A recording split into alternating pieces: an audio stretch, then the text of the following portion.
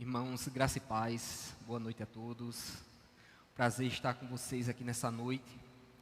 Vamos abrir nossas Bíblias em Lucas, capítulo 1. Nós meditaremos hoje no texto, capítulo 1 de Lucas, do verso 26 ao 38.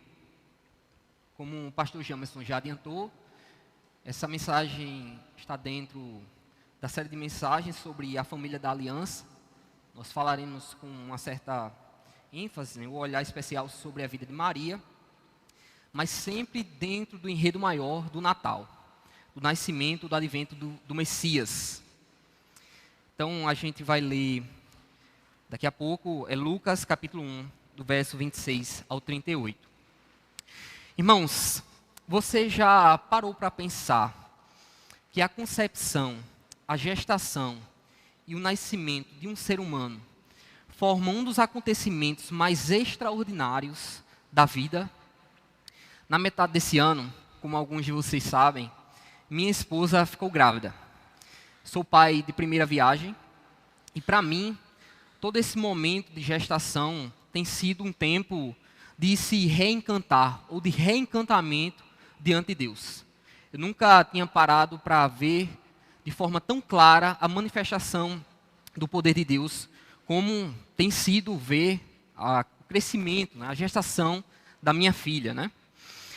No primeiro exame de ultrassom, logo quando soubemos que a minha esposa estava grávida, eu e minha esposa fomos ao consultório com toda a expectativa de ouvir os batimentos e saber se estava tudo bem e ouvir os batimentos da nossa filha. E quando nós chegamos ao consultório, havia muita gente e rapidamente entrava uma grávida, saía, entrava e saía, e chegou a nossa vez, né, pais de primeira viagem. Nós entramos e depois do preparo, nós pudemos ouvir pela primeira vez o som do batimento da nossa filha. E aquele momento foi muito especial. Eu estava ouvindo o som do milagre da vida. Mas a médica foi bem rápida. Está tudo bem, pais. Olha, Deus abençoe, né? Se quiserem marcar retorno, marquem. Estão dispensados. Muito rapidamente ela nos dispensou. E eu fiquei pensando, meu Deus, como é que pode? A gente está aqui numa expectativa dessa, quando a gente ouve o som do milagre, do batimento da nossa filha, a médica está dispensado, ela não se encantou com nada naquele momento, não mostrou um mínimo de emoção ou coisa do tipo. Ela, acostumada, né, de forma objetiva, resolveu a consulta e nos dispensou. O tempo passou e nós fomos a segunda ultrassom. Aí ela já estava com 3, 4 meses. E dessa vez nós estávamos na expectativa de ver o corpo da nossa filha, né, se desenvolvendo. Os braços, as perninhas, as mãozinhas, seria a primeira vez. Então nosso coração estava com grande expectativa. E eu me lembro que depois que houve o exame, que a gente viu tudo certo, eu fui deixar minha esposa em casa e fui para o trabalho. E no caminho do trabalho, eu estava tão comovido com tudo aquilo que eu tinha visto, né, que eu nunca, pai de primeira viagem, né, ultrassom, ver sua filha se mexendo ali, é diferente você ver um filme, ver uma foto, é a sua filha ali, né? E eu estava tão comovido com tudo aquilo que pela primeira vez o texto do Salmo 139 fez um sentido que até então não tinha feito. O salmista Davi, como os irmãos conhecem, diz no Salmo 139, Tu criaste o íntimo do meu ser, e me teceste no ventre da minha mãe. Eu te louvo porque me fizeste de modo especial e admirável. Tuas obras são maravilhosas.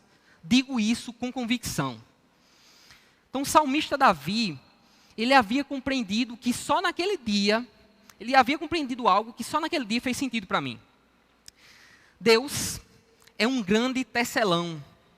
Ele cria e entrelaça metodicamente cada pedaço de pele, de músculo, de nervo, de órgão, de osso. E cada componente, cada elemento do corpo humano. Deus ele vai costurando na gestação, harmoniosamente, cada parte do corpo humano que ali vai sendo formado. Ele vai criando poderosamente, por seu ato de vontade, ele cria milhares de células, componentes e conexões da anatomia humana. Cada parte e elemento apresenta forma e função definida, tornando a vida como nós conhecemos possível. Por sua palavra, Deus ordena que cada tecido, órgão e sistema funcione de modo integrado e harmonioso. Então, pela primeira vez, depois daquela cena, eu entendi isso que o salmista estava dizendo. Deus é esse grande tecelão.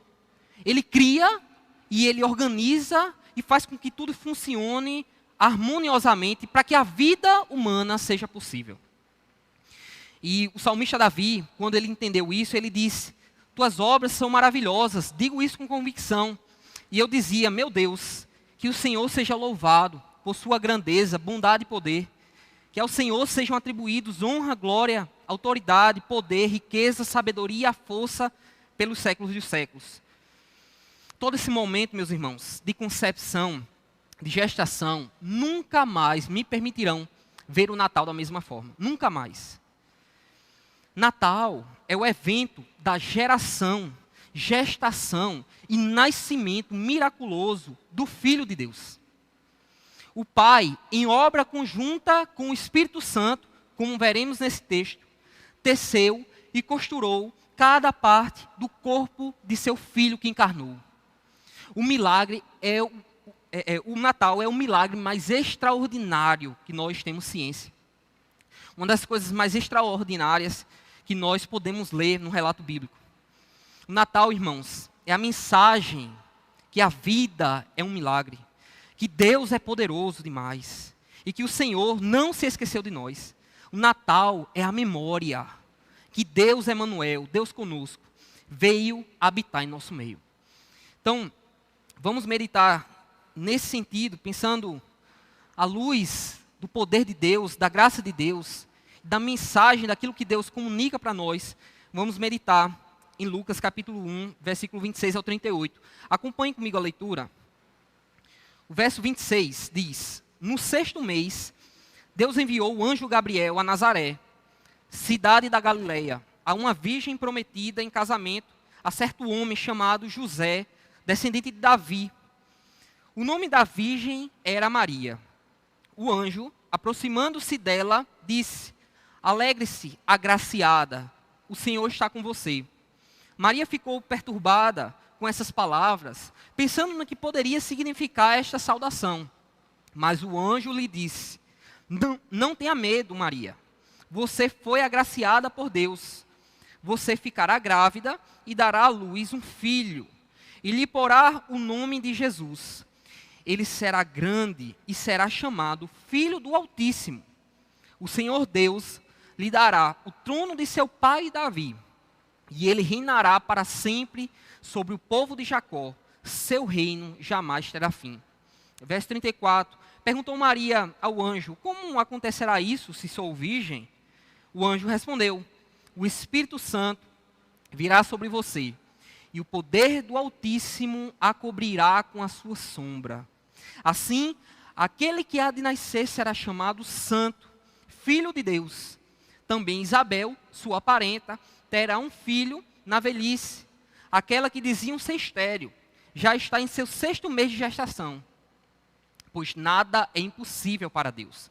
Respondeu Maria: sou serva do Senhor, que aconteça comigo conforme a tua palavra. Então o anjo a deixou. Vamos orar nesse momento? Feche seus olhos. Deus, nós estamos, ó Deus, diante de Ti por conta de Cristo. Toda a vida cristã, Deus, toda a vida cristã diz respeito àquilo que Cristo fez por nós. Deus, nossas vidas estão em Tuas mãos.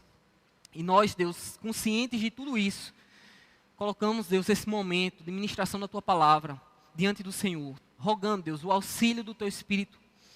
E que o Senhor, Deus, traga um reencanto, Deus, no nosso coração diante da Tua palavra. Deus, nos desperte de novo, Deus, para que a gente veja o poder do Senhor agindo e operando nesse mundo. E a gente, Deus, te glorifique por conta disso, confie mais no Senhor por conta disso.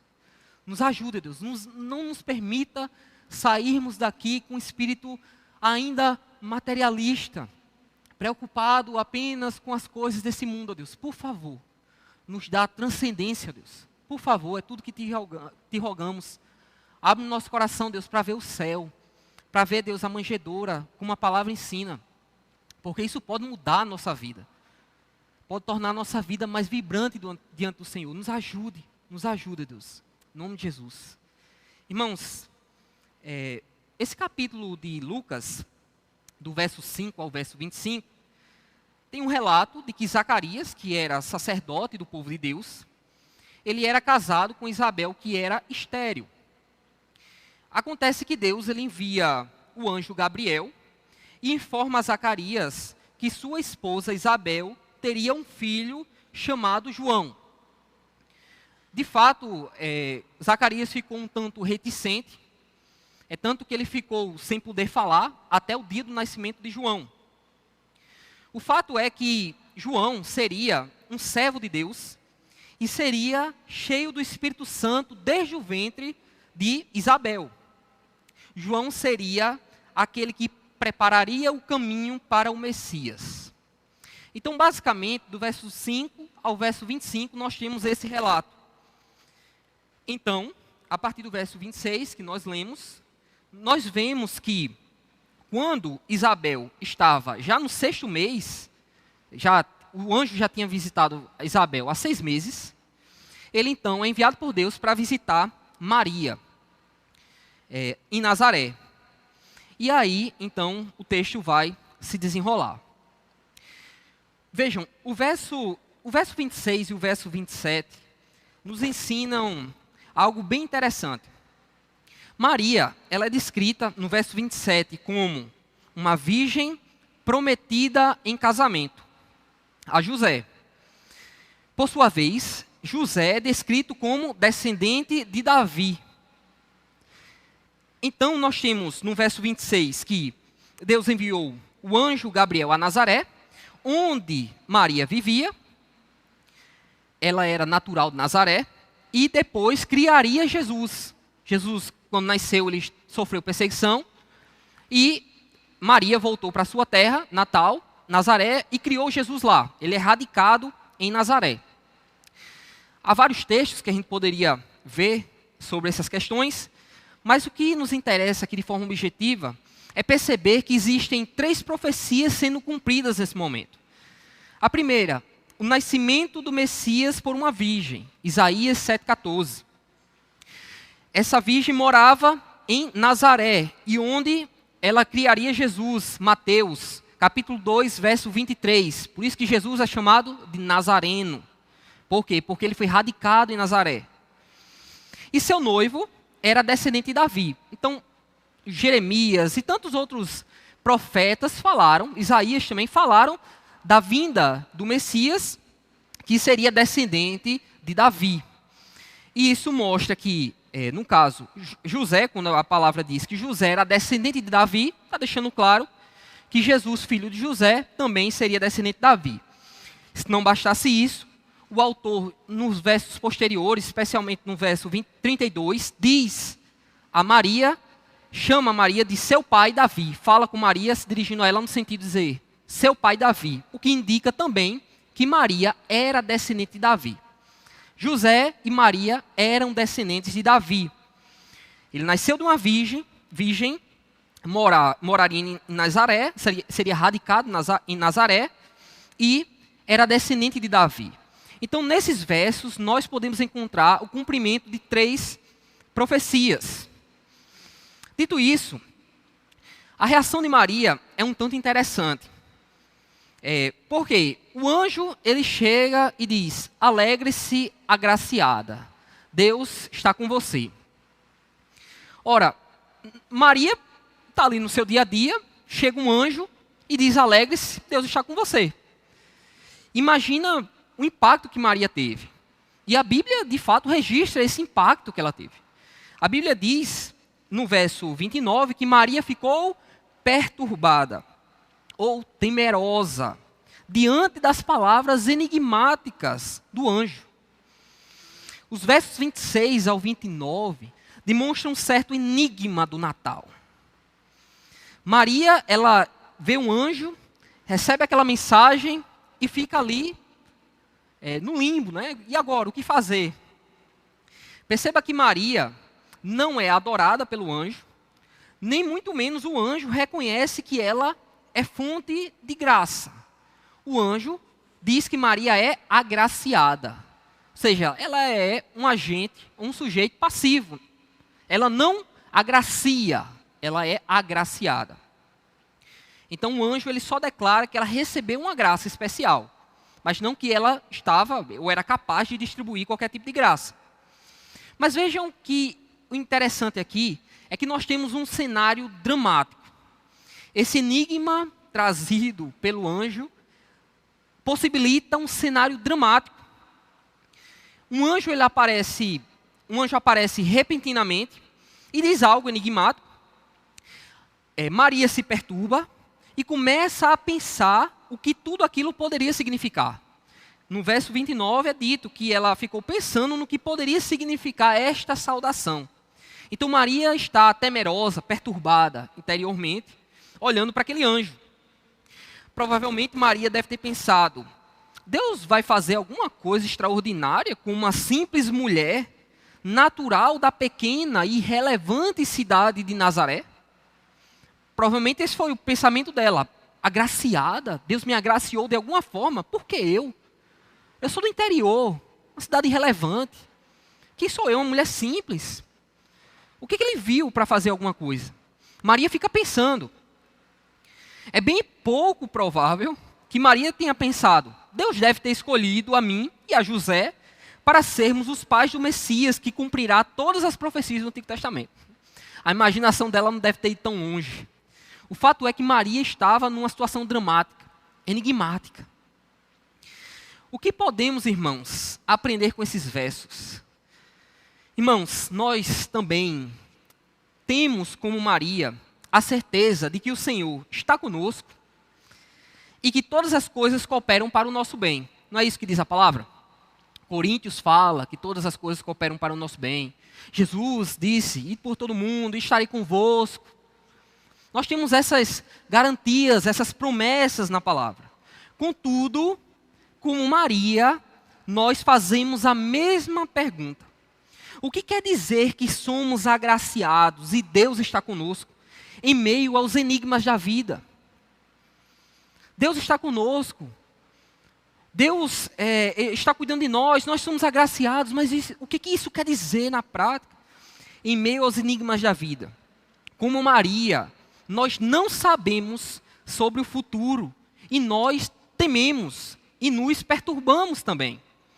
Até como Maria, especulamos o que pode ser a vontade de Deus para a nossa vida, diante de dilemas concretos, reais, específicos. Nós tememos e nos inquietamos, porque a vida é de fato enigmática para nós. E mesmo que apareça um anjo e diga: alegre-se, Anderson, fulano e tal, alegre-se, Deus está com você. Ainda assim, como Maria, nós tememos o futuro. Nós tememos, nós somos assim. Quantas decisões específicas nós temos que tomar em nossas vidas, sem termos a absoluta certeza de que aquela é a vontade de Deus naquele momento. Que profissão escolher? Para onde ir, onde morar? Tantas questões que podem surgir ao longo da vida, onde trabalhar. Tantas e tantas questões que para nós são tão importantes. E nós não temos a certeza específica naquele momento de que decisão tomar. E não são questões só nossas, decisões de terceiros impactam fortemente em nossas vidas. E por isso que nós também nos inquietamos com Maria sobre o que será de nossas vidas, famílias e país. Crises, guerras, etc. Isso tudo nos traz a perturbação ou temor interno. Vai dar certo esse empreendimento? São tantas questões que nós podemos fazer, tantos enigmas que geram inquietação e ansiedade. Irmãos, essa palavra do Senhor, esse acontecimento enigmático, esse enigma natal, que surge diante de Maria e faz com que Maria revele aquilo que nós somos, tementes, perturbados internamente, diante de tantas questões que nos afligem. Tudo isso faz com que nós nos lembremos que no Natal, nossas vidas não estão em nossas mãos, mas Deus está no controle de todas as coisas. A vida pode ser enigmática e até às vezes dramática de fato. Contudo, o nascimento de Jesus significa que Deus não nos deixou para trás. Cristo, irmãos, é a luz quando todas as outras luzes se apagam. O nascimento de Cristo significa que Deus não nos deixou para trás. O Natal nos lembra da segurança que temos em Deus diante dos enigmas da vida. Deus não nos promete todas as respostas. Pelo contrário, parece que na verdade a vida tem muito mais perguntas do que respostas. Por isso que tanta gente vive adoecendo em tantos sentidos psicológicos, emocionais, até físicos, diante dos dilemas da vida, os questionamentos, as grandes questões. A vida tem muito mais perguntas do que respostas. O Natal, então, nos lembra que apesar de tudo, de todos os enigmas, Deus tem nossas vidas em suas mãos. O mundo pode até desabar, mas em Cristo nós estamos mais seguros que Adão e Eva. Adão e Eva podem ter passado dezenas de anos no Jardim do Éden. Eles não entraram ali, ficaram uma semana e foram expulsos. Não, eles passaram tempo ali. Trabalharam, passaram um tempo ali, desfrutaram da presença do Senhor. Mas por conta do pecado, eles foram expulsos da presença de Deus. Nós, porém, nós temos o Natal que Adão e Eva não tinham. Por conta de Cristo, nós estamos seguros de que apesar do pecado ou dos enigmas da vida, nossas famílias, nosso futuro, nosso presente, toda a nossa vida está guardada nas mãos do Altíssimo para sempre. Essa é a nossa confiança, irmãos. Temos mais segurança que Adão e Eva. Porque apesar de em pecado, com temores como Maria, nós temos o Natal, o nascimento do Messias, que muda tudo. Então, irmãos, não há nenhum enigma futuro que possa nos tirar das mãos do Senhor. E se o Senhor já nos tornou em Cristo agraciados, nós estamos seguros. Portanto, o Natal é Deus nos dizendo: não se inquietem demais, não temam demais diante das circunstâncias. Alegrem-se, alegrem-se, porque Deus, o Senhor, não se esqueceu de nós. O Natal, irmãos, é a memória de que Deus tem nossas vidas em suas mãos, da concepção ao último dia. Deus tece a nossa vida no ventre das nossas mães e até o último dia Ele tece a nossa vida. Como tecelão, de fato, quando nós olhamos de baixo para cima, nós vemos os fios todos misturados, as cores confusas. Mas o tecelão de cima para baixo vê o quadro que se desenha. Então nossas vidas estão guardadas no Senhor, da concepção ao último dia. Então se nós estamos assim guardados em suas mãos, quão seguros estamos? Por isso nós precisamos descansar no Senhor, confiar nele, pois o mais Ele fará. Vamos agora ao verso 30.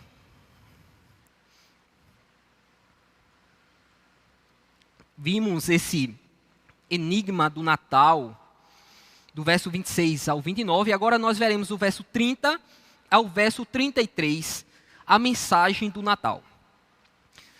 O verso 30 vai dizer que o anjo disse a Maria: não tenha medo. Maria, você foi agraciada por Deus. Você ficará grávida e dará à luz a um filho e lhe porá o nome de Jesus. Ele será grande e será chamado Filho do Altíssimo. O Senhor Deus lhe dará o trono de seu pai Davi, e ele reinará para sempre sobre o povo de Jacó. Seu reino jamais terá fim. Aqui nós vemos a mensagem do Natal. O anjo Gabriel, ele vê que Maria está perturbada, provavelmente ela não consegue esconder muito, e diz, olha, Maria, calma, não tenha medo. Eu vou dizer o que vai acontecer, você vai ficar grávida. E você vai dar à luz a um filho, que vai se chamar Jesus. Jesus é um equivalente a Josué no hebraico, que significa Javé é Salvador.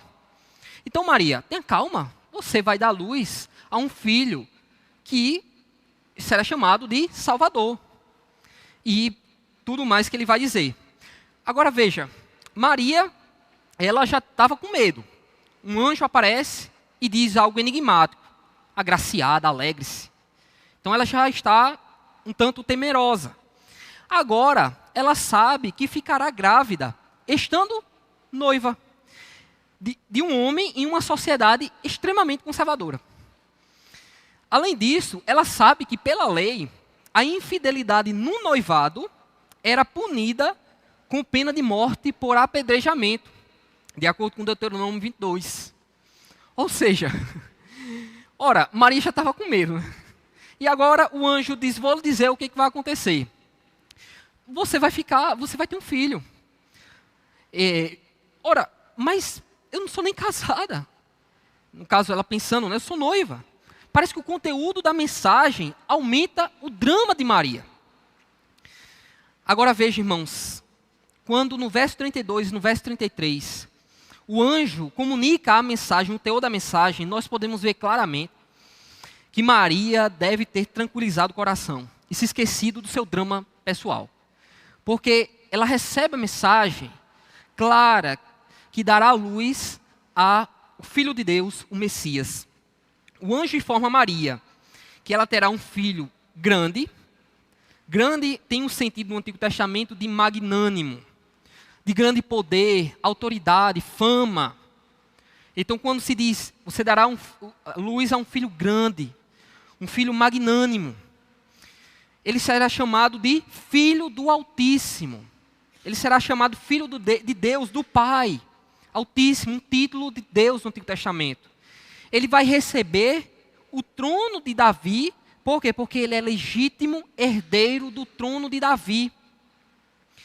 Além disso, o anjo diz, ele reinará para sempre sobre o povo de Deus, ou povo de Jacó, e seu reino não terá fim.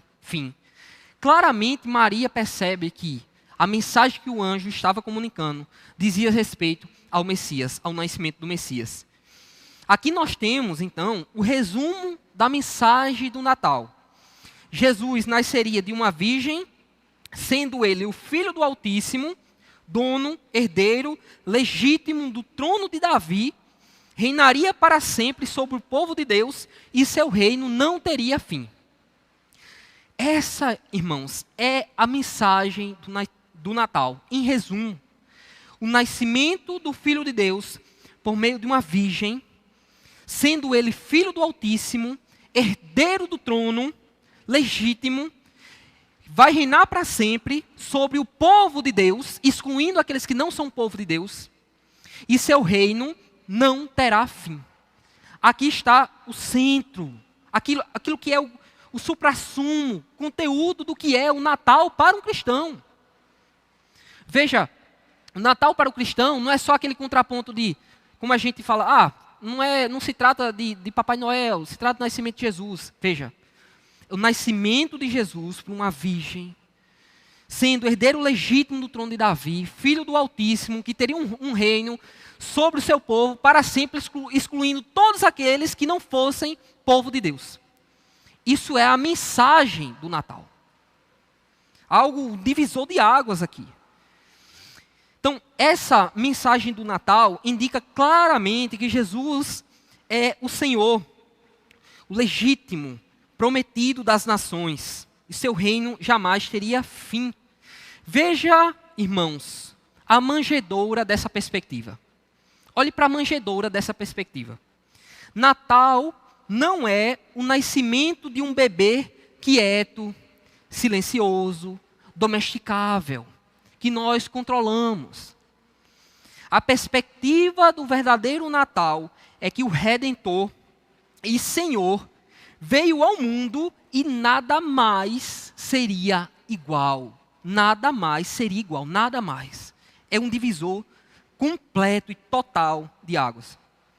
O Natal, nesse sentido, não é laico. Jamais será laico.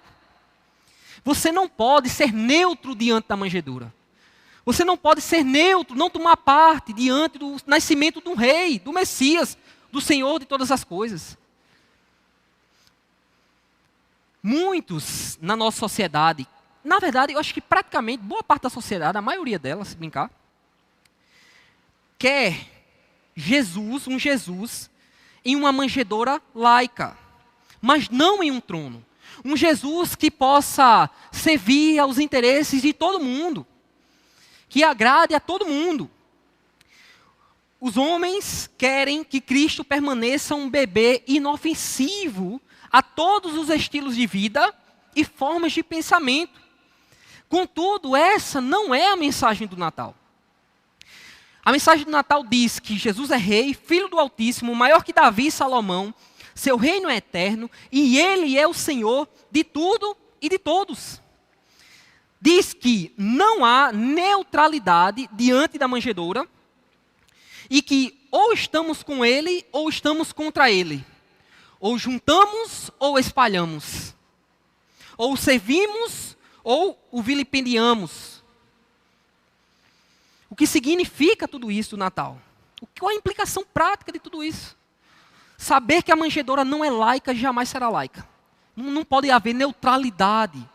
Você não pode dizer assim, diante de Jesus eu não tomo parte. Não existe isso. Não há essa opção. O que significa tudo isso? Significa que nós, nascendo o Rei e Senhor de todas as coisas, nós perdemos o direito de permanecer no comando da nossa vida. Charles Spurgeon dizia que todos querem um Jesus da manjedoura, mas quase nenhum quer o Jesus do trono. O Jesus do trono é aquilo que eles não querem. Charles Spurgeon dizia. Por quê? Porque o Jesus que assume o trono, ele está no trono independente da nossa vontade, mas a nossa perspectiva implica o comando da nossa vida, a submissão da nossa vontade a ele. Então, se o Natal é essa mensagem poderosa, graciosa sim, mas poderosa também, divisora de águas, tudo isso implica, irmãos, que perdemos o controle de nossas vidas. E nossas vidas devem ser depositadas a seus pés. Então a mensagem do Natal é que nós precisamos dobrar os nossos corações diante da manjedoura de Jesus. Que Ele domine sobre nossa vontade, nossas emoções, nossa reflexão, sonhos, projetos, decisões, etc, etc, etc. Que Ele conduza nossas vidas e pensamentos. Irmãos, nosso objetivo tem que ser a busca diante do Senhor, para que cada centímetro quadrado da nossa vida, da nossa reflexão, da nossa existência, possa ser orientado por Ele. Nas áreas que nós atuamos, quem está, por exemplo, na academia, deve escrever para Ele, pensando nele, preocupado com Ele. Quem está trabalhando com alguma coisa manual, deve fazê-lo pensando nele, para Ele, por Ele. E qualquer outra coisa. Esse é o ideal. De fato, existe o pecado. Não é bem assim na prática. A gente sabe que a gente não consegue. Mas esse é o alvo. Sabendo dessa mensagem de Natal, a nossa busca tem que ser essa. Amém? Agora vamos ao verso 34. Do verso 34 ao verso 38. Nós veremos um milagre do Natal. Nós vimos o enigma do Natal. Nós vimos a mensagem do Natal, agora nós vamos ver o milagre do Natal. Do verso 34 ao 38 diz assim: Perguntou Maria ao anjo, como acontecerá isso, se sou virgem? O anjo respondeu, o Espírito Santo virá sobre você, e o poder do Altíssimo a cobrirá com a sua sombra. Assim, aquele que há de nascer será chamado Filho de Deus. Será chamado Santo, Filho de Deus. Também Isabel, sua parenta, terá um filho na velhice. aquela que diziam ser estéril, já está em seu 6º mês de gestação, pois nada é impossível para Deus. Respondeu Maria: sou sua serva, sou serva do Senhor, que aconteça comigo conforme a tua palavra. Então o anjo a deixou. Irmãos, nós vemos aqui o milagre do Natal. Maria, ela pergunta ao anjo: como poderá conceber se ela é virgem? Como poderá? Vejam que o interessante aqui é que ela não duvida.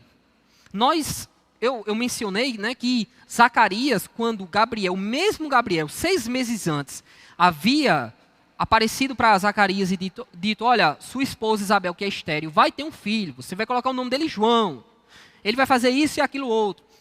Aí Zacarias fica meio naquela, né, meio que titubeando. E aí Deus tira sua possibilidade de fala até o nascimento de João.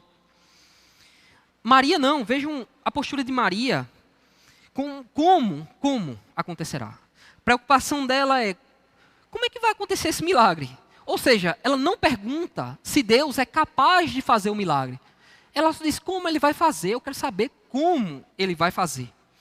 Então vejam, isso é um elemento muito interessante. O fato do conhecimento teológico, no caso de Zacarias, não implicou, nesse momento, mais fé do que Maria, que não tinha tanto conhecimento teológico quanto ele. Isso é um elemento muito interessante, muito importante.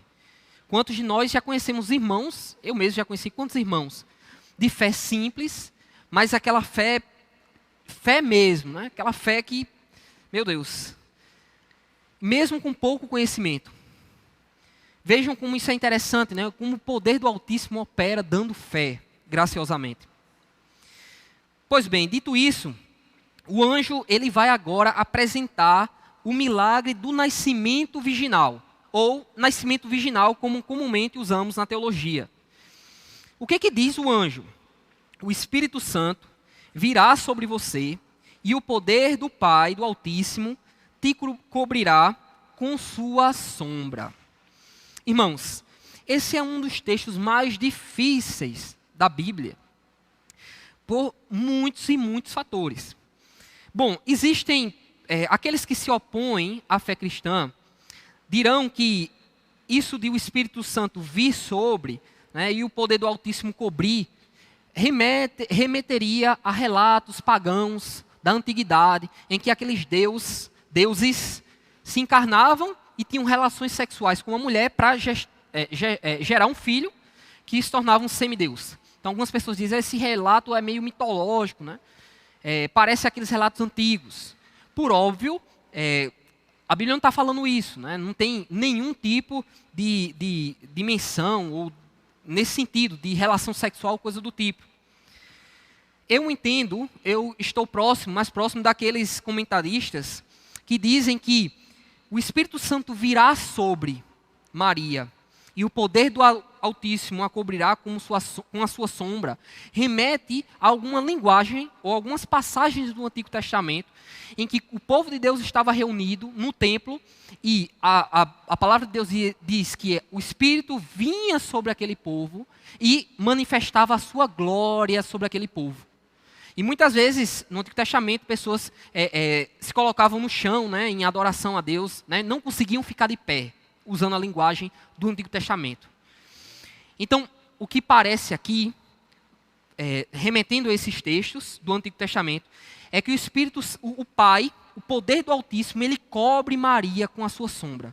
Imagine, Maria poderia estar dormindo, isso pode ter acontecido de Maria dormindo, andando, fazendo alguma coisa em casa, e o poder do Altíssimo cobriu Maria, e o Espírito Santo encheu o ventre de Maria, ou a vida de Maria, com a sua glória, gerando o Filho.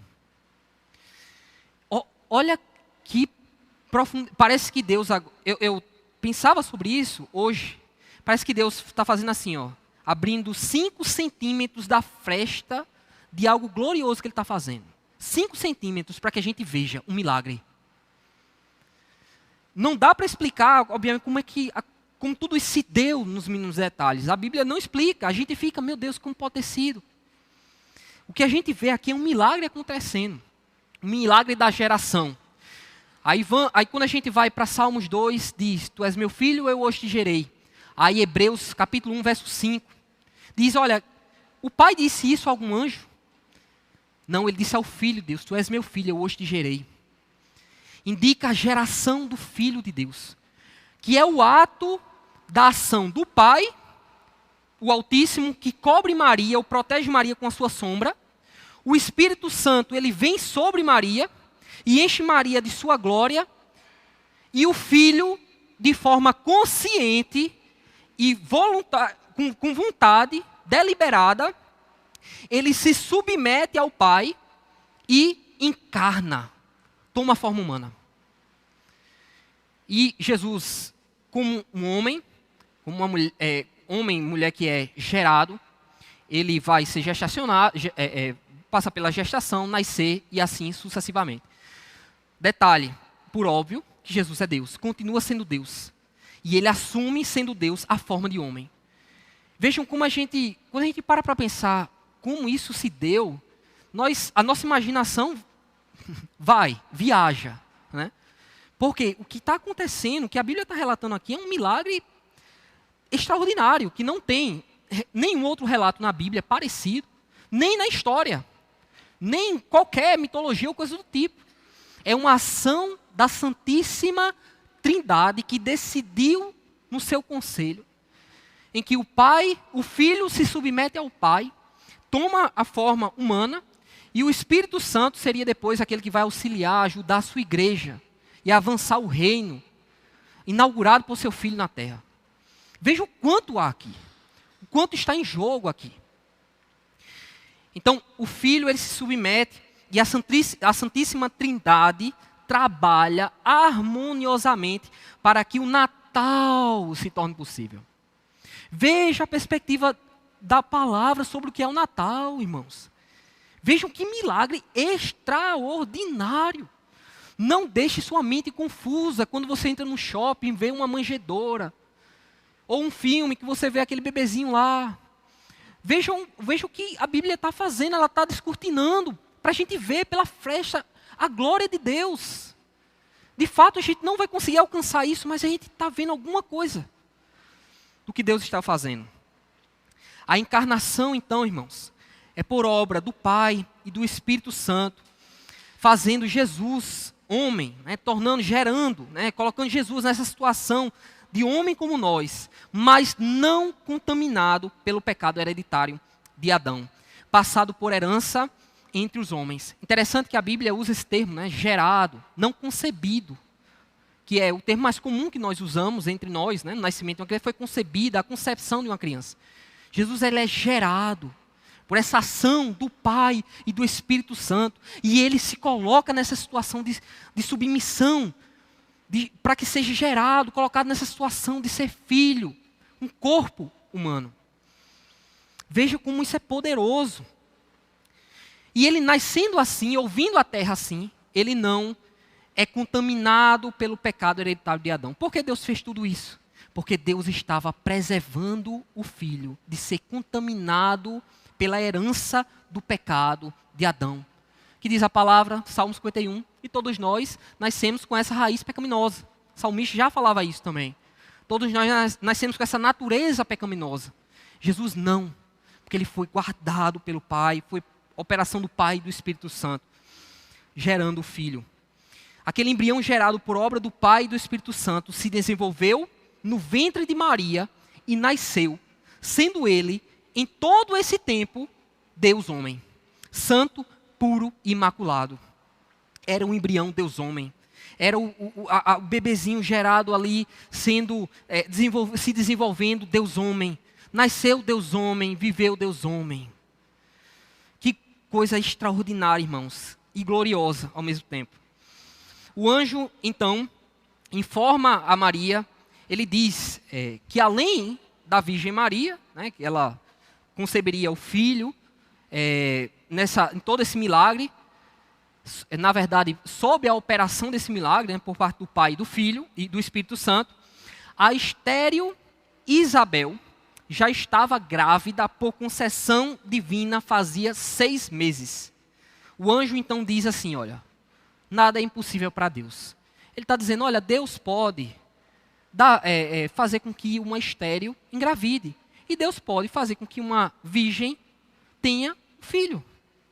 Nada é impossível para Deus, diz o anjo. Maria apenas, então, ela responde se dispondo à vontade de Deus. E não duvida. Em nenhum momento Maria demonstra dúvida, o que também nos ensina bastante. Vejam que aquela mesma mulher que temeu, ficou perturbada, quando ouviu a palavra do Senhor, ela creu, ela não duvidou. O que indica, irmãos, que é possível que nós, como Maria, também tenhamos uma fé que mesmo com temores, com perturbações internas, coloquemos a nossa esperança, nossa confiança em Deus, na operação do Espírito Santo de Deus. Irmãos, Natal são as boas novas que o Filho do Altíssimo encarnou de forma pura e imaculada para nos salvar. O Filho do Altíssimo encarnou de forma pura e imaculada para nos salvar. O Natal é Deus em carne, acondicionado em um ventre e depois em uma manjedoura. Deus em carne, acondicionado em um ventre e depois em uma manjedoura. Esse é Natal, isso é Natal. O Natal nos lembra que Jesus veio salvar os fracos, não pelo que fazem, mas pelo que Ele faria e estava fazendo por nós. O Natal é evangelho também. É a encarnação do Filho de Deus para a nossa salvação. Cristo, irmãos, o Natal nos lembra que Cristo nos ama e desceu dos altos céus ao inferno de nossas tragédias, sujou seus pés na lama para nos salvar. Isso, irmãos, é um milagre do Natal. Certa vez, o anjo disse aqui, olha, nada é impossível para Deus. Certa vez, um jovem rico chegou a Jesus e disse, olha, o que eu faço para entrar no reino dos céus? O que diz Jesus? Você cumpra os mandamentos. Aí o jovem diz, eu já tenho cumprido esses mandamentos. Aí Jesus então diz, vai vendo tudo o que tens e dá aos pobres e me segue.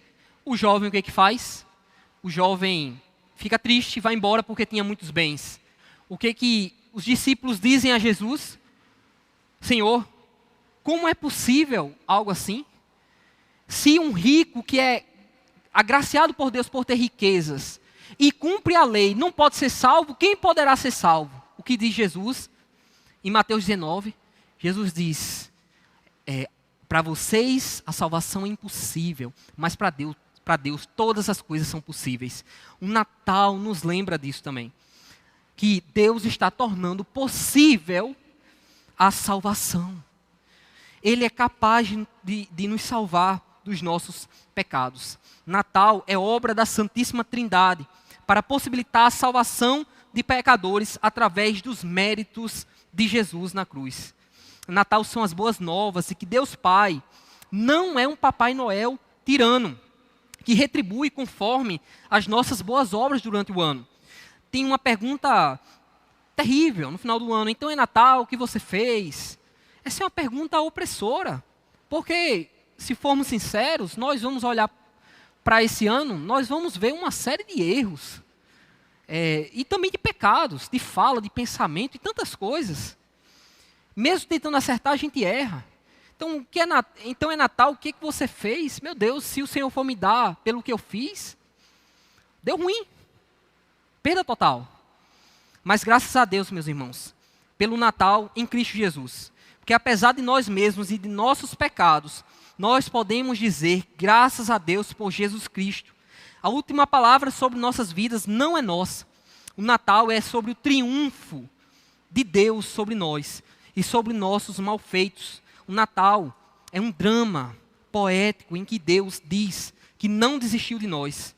E o nosso papel, irmãos, em tudo isso é crer e ter fé como Maria. Apesar de nossas perturbações, temores, é possível crer pelo dom da fé que Deus nos dá e pela capacidade que Ele nos dá de nós continuarmos crendo, mesmo em meio às dúvidas e questionamentos e temores que nós guardamos em nossos corações. Amém?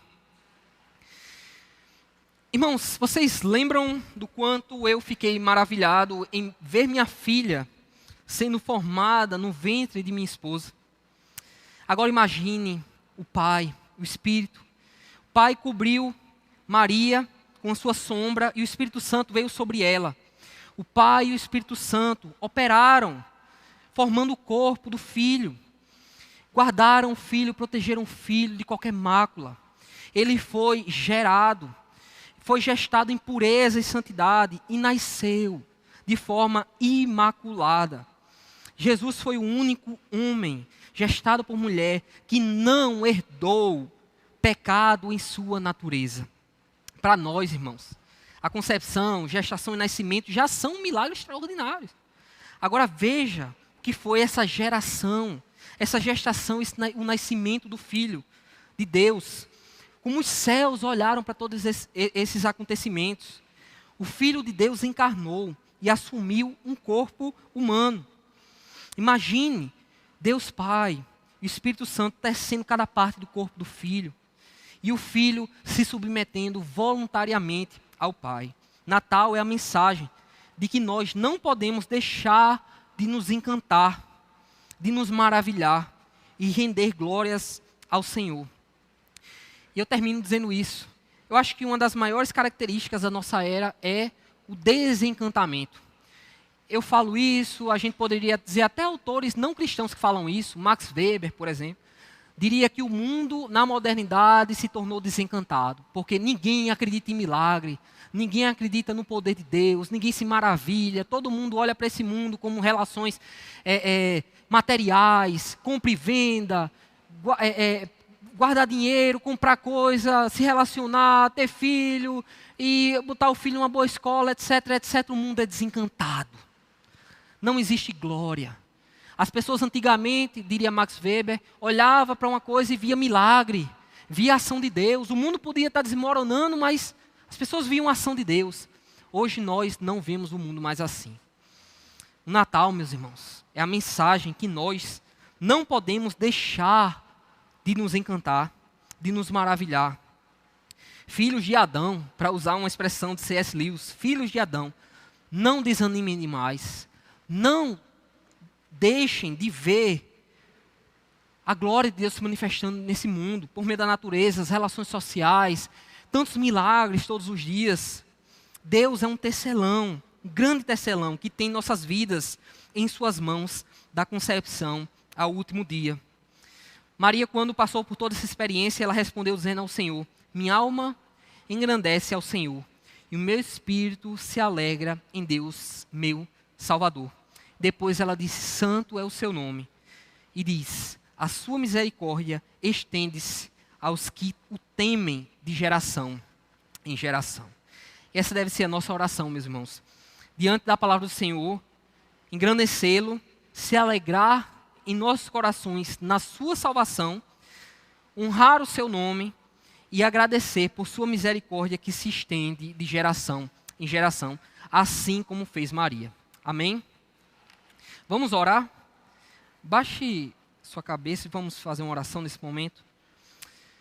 Deus, a tua palavra, Deus, nos lembra tanto o que nós somos, estamos ali próximos a Maria. Nós tememos, a vida é enigmática e às vezes dramática.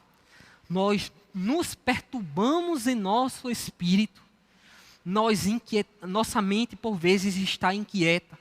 Nós não sossegamos, não descansamos. Deus, nós temos ansiedades em nossos corações. Nós lemos a tua palavra dizendo que a gente não deve andar ansioso. Nós vemos a tua palavra dizendo que todas as coisas cooperam para o nosso bem, que o Senhor está conosco.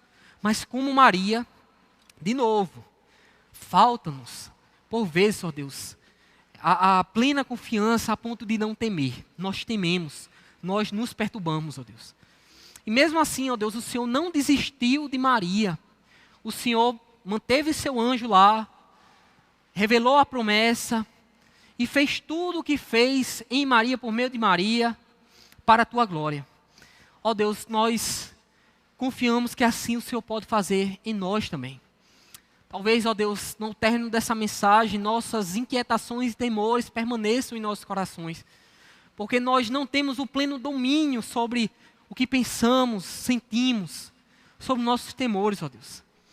Mas, Deus, nós queremos confiar no Senhor, depositar a nossa fé no Senhor como Maria, ó Deus. Nós queremos, ó Deus, ter essa prontidão diante do Senhor, Deus, de que é capaz de, apesar de nós e de nossos pecados, operar em nós, ó Deus, a Tua vontade e tranquilizar e guardar o nosso coração. Deus, nos encanta outra vez. Lembra-nos do Natal, Deus, da cruz também, da ressurreição também, de toda a Tua obra, ó Deus. Mas, por favor, Senhor, não nos deixe viver uma vida desencantada, gélida, Deus, indiferente. Não há neutralidade diante do Senhor, Deus, diante da manjedoura, diante do Natal. Não há neutralidade. Por favor, Deus, auxilie nosso coração, Deus, de tal modo que nós possamos sentir a alegria do Senhor outra vez. Que nós possamos, ó Deus, nos encantar outra vez. Que nós possamos, ó Deus, ver a manifestação do Teu poder, Deus, e glorificar o Teu nome com toda a nossa força. Nós engrandecemos ao Senhor, Deus. Nós pedimos que o Senhor tenha misericórdia de nós, Deus, de geração em geração. E que o Senhor nos abençoe, em nome de Jesus. Amém.